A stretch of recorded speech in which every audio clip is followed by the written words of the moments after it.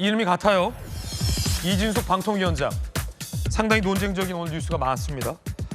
자, 대통령실에서 얼마 전 대변인이 이진숙 방통위원장을 콕 집어서 비판하는 논평을 이례적으로 내보냈습니다. 그건 역시 정치권에서 논란인데 이런 입장을 발표했습니다. 이번엔 들어보시죠. 방통위원장은 국무회의에 참석해 개인의 정치적 입장을 지속적으로 표명했습니다. 이와 더불어 개인 소셜미디어에 자신의 정치적 견해를 게재해 공무원의 중립 의무 위반 행위를 거듭했습니다. 강훈식 대통령실 비서실장이 직접 대통령께 방통위원장의 국무회의 배석이 부적절하다는 의견을 전달했고, 이에 현 방통위원장이 더 이상 배석하지 않도록 결정했습니다. 이진숙 방통위원장을 국무회의에 못 오게 막았다는 겁니다. 본인 입장도 한번 들어보죠. 이진숙 방통위원장입니다. 개인적으로는 많이 아쉽습니다. 저는 이재명 대통령에 대한 믿음이 있었기 때문에 방송통신위원회와 관련한 그런 여러 가지 안건들에 대해서 말씀을 드렸다고 생각합니다. 이재명 대통령께서 당선되고 난 다음에 본인을 지지해준 국민들은 물론 지지하지 않은 국민들의 대통령으로도 일을 하겠다 이런 말씀을 하셨고 통합의 대통령이 되겠다라는 말씀을 하셨기 때문에 제가 필요한 발언, 필요한 건의 이런 것들을 자유스럽게 말씀을 드릴 수 있다고 생각을 했습니다. 제가 참석을 하지 않더라도 방송통신위원회의 상임위원회가 5인 완전체로 구성이 돼서 업무를 진행할 수 있도록 하는 그런 상황이 왔으면 좋겠다는. 지난 정권 때 전현희 권익위원장 때와 비교가 많이 되던데 김광선 변호사님 어떻게 보십니까? 저는 상당히 재밌더라고요. 지금 뭐 일단은 재밌다. 지켜볼게요. 예. 왜냐하면 예. 누가 저런 걸 상상할 수 있겠습니까? 이재명 대통령 엄청 지지도 높죠. 예. 민주당 지지도 높잖아요. 예. 뭐 대적할 사람이 없어요. 그리고 국민의 의원들 송원수 의원 얘기하지만 소리 없는 아우성이에요. 그렇지만 오히려 송원수 원내대표가 이 얘기하는 것보다는 이준숙 위원장이 이 얘기한 게 더 언론을 많이 타고 있잖아요. 예. 그래서 계속 국무회의 나가지고 자기 하고 싶은 얘기 다 하는 거예요. 근데 그걸 사실은 입틀막 할 수 없죠. 아, 입틀막이다. 아니 입틀막을 할 수가 없어요. 그럼 하면 안 된다. 근데 결과적으로 방법이 뭐가 없나? 국무회의 나오지 마. 나오지 마. 그 외에는 방법이 없는 거예요. 국무회의 나와서 어떤 얘기를 하면 밖에 나가요. 그래서 이준수 위원장이 행동이 저게 어떤 자기 정치를 하느냐 안 하느냐 이제 그걸 떠나서 네. 뭐 적절하냐 적절하지 않느냐를 떠나서 지금 상황이 보면 이제 거대한 어떻게 보면 대통령, 정부에 맞서가지고 티카타카 하는 거예요. 그러니까 얼마나 이재명 대통령도 불편했으면 티키타카. 국무회의에 나오지 마라 이러니까지 했겠어요. 그러면 현재 지금 국민의힘에 지금 106, 7명 국회의원들 있잖아요. 누구 하나 제대로 대통령이랄지 민주당에 대해서 제대로 말 못하고 있단 말이에요. 그런데 본인은 굉장히 저돌적으로 많이 얘기를 하는 거예요. 제가 아까 초가집 얘기했잖아요. 예. 초가집 무너지려고 하는데 그 안에서 어떤 사람이 나와가지고 계속 삿대질하면서 자기 어떤 정당한 논리를 얘기하는 거예요. 그래서 제가 이제 너무 웃어서 죄송한데 그래서 저는 상당히 재밌다는 생각을 했어요. 이걸 뭐 적절하고 자기 정치를 하느냐 안 하느냐를 떠나서. 그래서 이제 결과적으로는 배제를 하고 아마 지금 뭐 민주당에서는 이준숙 위원장을 사퇴시키려고 하잖아요. 근데 그게 뜻대로 될지 모르겠어요. 앞선 논란도 있었죠. 들어보시죠. 언론 장악을 하고 있다는 이야기를 듣고 싶지 않다. 그래서 방통위안을 만들어 보라라고 하셨고. 아니 잠깐만요. 정확히 방송 3법에 대한 방통위안을 내라고 대통령께서 지시하셨습니까? 방송 3법에 대해서 방통위안을 만들어 보라. 그렇게 지시하셨다고요? 기억합니다.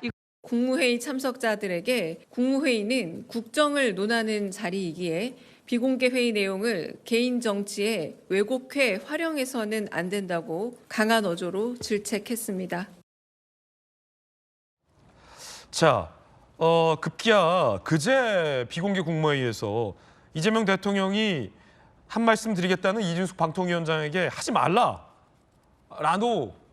일도 있었다는 보도도 나왔습니다. 이제 회의 정리하기 한 말씀 드리겠다. 그만하세요. 발언하지 마라. 제가 할 말이 있다. 왜 비공개 회의 내용을 왜곡해서 자기 정치에 이용하나. 내가 방통위법에 대한 의견을 내라고 했지 언제 지시했느냐 라고 했어요. 이진숙 방통위원장은 나 왜곡한 적 없다 라고 강하게 또 반박하고 있습니다. 이진숙 방통위원장의 입장 한번 좀 다시 정리했는데 함께 보시죠. 국무회의 배제 결정 개인적으로 아쉽다. 임기 남아있는 동안 최선을 다하겠다. 통합 강조한 이 대통령을 믿는다. 국무회의에서 의견 냈던 거다. 자기 정치 개입될 여지가 없다라고 강하게 또 반박하고 있습니다.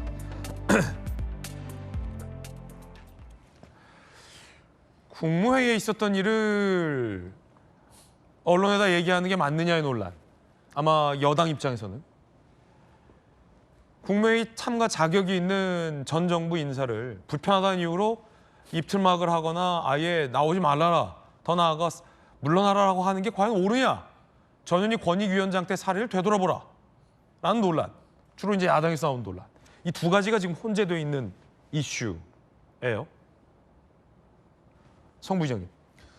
일단 방통위원장은 국무회의 옵저버죠. 네. 의결권이 없습니다. 그러니까 발언권은 허용했을 때만 할 수 있는 건데, 근데 말씀하신 것처럼 비공개 국무회의의 내용을 왜곡해서 밖으로 전달하는 건 이건 매우 심각한 문제거든요. 그리고 이진숙 위원장 같은 경우는 직무 정지됐을 때 그 탄핵 심판 받을 때 그 당시에 그 유튜브에 나가서 부적절한 발언들을 해서 감사원으로부터 경고 조치를 받기도 하지 않았습니까? 그런 것들을 봤을 때 방통위원장으로서의 자격과 이 업무를 제대로 수행하고 있느냐. 본인은 뭐 대통령께서 그 방송 3법과 관련된 방통위안을 가져오라고 했다, 준비해오라고 했다는데 그게 준비가 안 돼 있는 방통위원장이 말이 되는 겁니까? 방송 3법이 사실 지금 어제 오늘의 일이 아니고 상당히 오랜 기간 동안 이 정치권에서 계속 논의를 해왔던 것인데 방통위원장으로 취임했으면 그 방송 3법에 대한 본인의 의견과 아니면 수정안 아니면 대안 이런 것들을 다 갖고 있었어야 되는 건데 그것을 이제 준비하겠다? 직무유기죠. 그렇기 때문에 저는 지금까지 일을 안 했던 방통위원장 그리고 일을 하지도 않았는데 들어와서 본인의 정치적 발언을 하고 그거를 밖으로 외부로 발설하는 방통위원장 이런 사람이 과연 국무회의에 참석할 자격이 있겠는가라는 말씀을 드리고 싶은 거고 그럼에도 불구하고 말씀하신 것처럼 과거에 그 우리 당의 정권을 잡고 있다가 정권을 교체됐을 때 또 반대 사례가 분명 있죠. 그래서 저는 정권 교체될 때마다 이런 문제가 나오잖아요. 그러면은 이거를 임기를 맞추는 쪽으로 제도 개선을 해야 되는 것 아닌가. 왜냐하면 정권 바뀔 때마다 뭐 진보 진영이든 보수 진영이든 남아있는 이 위원장들이 늘 이런 문제에 직면하게 되는데 그때마다 저렇게 투사처럼 싸워야 되는가? 그러면은 저는 이거를 방관할 것이 아니라 이진숙 방통위원장의 문제가 좀 어떻게 해결되고 어떻게 지나가게 된다면은 그 이후에 제도적 개선을 좀 정치권에서 좀 해줘야 된다라고 저는 생각합니다. 방통위 부위원장을 또 하신 안용환 의원님이 오늘 스튜디오에 계시기 때문에 어떻게 보십니까? 제가 이제 지난 정권에서 뭐 저런 모습을 봤는데 관련 법 규정은 필요합니다. 정말 지금 여당이 했던 주장을 그 당시 여당이었던 지금의 야당이 똑같은 주장을 했었죠. 또 그다음에 이제 그 당시 권익위원장이 국무회의에 참석하는 것도 문제가 됐었고요. 그런데 그 당시엔 또 국무회의 배석을 제외시키지 않았습니다. 이 정권은 제외를 시켰지만 물론 이제 이진숙 위원장과 그 당시 전현희 위원장의 뭐 태도가 달랐다고 할 수는 있겠습니다만 어찌됐든 그 당시에는 배제를 시킨 적이 없었다. 그러나 어찌됐든 똑같은 논란은 지금 계속되고 있다는 거 하나 말씀드리고 싶고요. 그다음에 이제 저 발언 언론에 나와서 한 게 아니라 국회 상임위원회에 나와서 이야기를 한 것이죠. 그리고 방송에 대해서는 현 방송 3법에 대한 방통위 내부에 다 안들이 있고 대안이 있습니다. 그러나 이제 정권이 바뀌었기 때문에 말을 할 수가 없는 것이죠.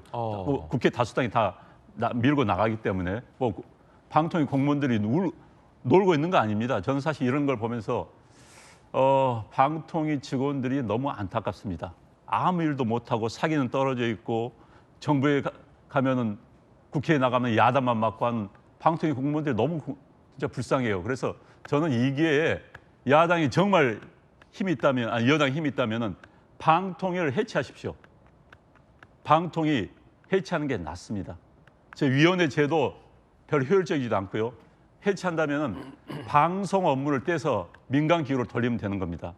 현재 방송통신위원회는 규제 감독 기구거든요. 통신위원회는 필요합니다. 통신위원회는 미국도 연방통신위원회가 있거든요. FCC가 있는데 통신은 국민에게 미치는 영향 또는 요즘 뭐 이동통신 문제라든지 이런 문제들이 있기 때문에 규제가 필요합니다. 그건 정부 기관으로 남기고 일부 방통위의 방송 업무는 과기정통부에 넘기되 기본적인 방송 업무는 민간 기구에 넘겨서 제발 방송통신위원회가 방송 업무 때문에 통신 업무까지 못하는 이런 악순환을 막아야 되는 겁니다. 그리고 어느 정권이든 방송통신위원회를 통해서 방송을 장악했다는 그런 미몽에서 이제 깨어나야 됩니다. 방송 장악 불가능하고요. 미안하지만은 요즘 공중파 그렇게 영향력 강하지 않습니다.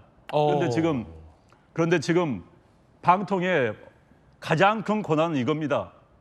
KBS, MBS, EBS 사장 임명 권한입니다. 예. 어떤 대통령이 찍은 사람을 대리해서 그것을 임명해줘 그 권한 세 개 하나입니다. 이 권한 때문에 치고받고 난리 법석을 피우는 겁니다. 그럴 거면 아예 없애라. 없애고 앞으로 정권 그리고 바뀌어도 못하게. 저는 방통 3법에 기본적으로 반대합니다만 국회에서 임명하면 되는 거예요.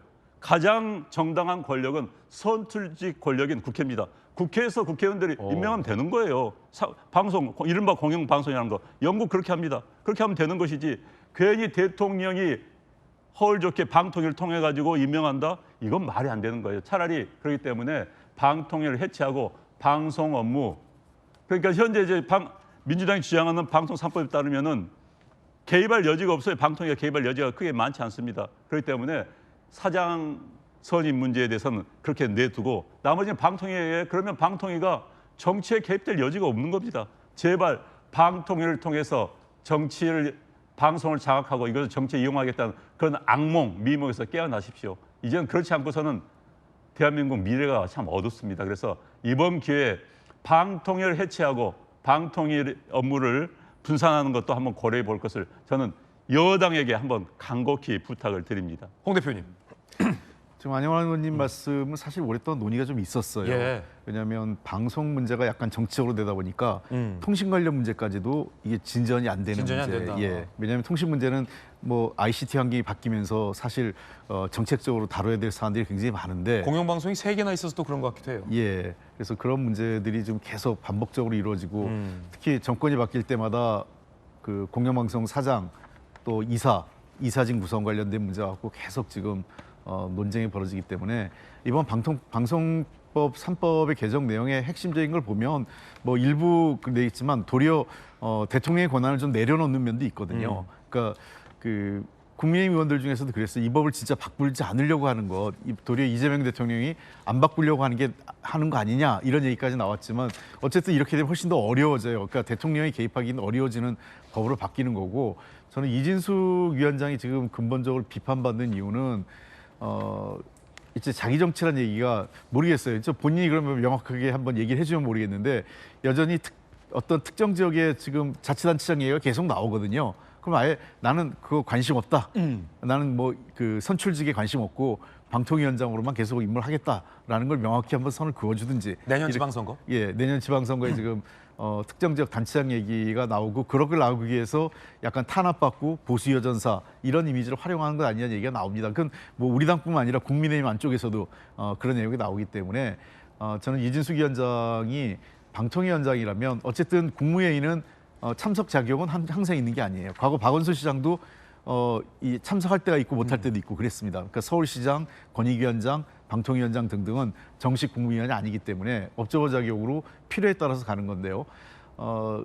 저는 이진숙 위원장이 지금 문제가 되는 것은 계속적으로 지금 이 국무회의 자리 또 국무회의 회의 내용을 자신의 정치적 이해관계로 활용하고 있는 것 아니냐는 안팎의 우려가 있다라는 점을 좀 염두에 두고 좀 더 발언에 신중했으면 좋겠다는 생각입니다. 예. 2명의 이진숙에 대해서 이야기 나눠봤습니다.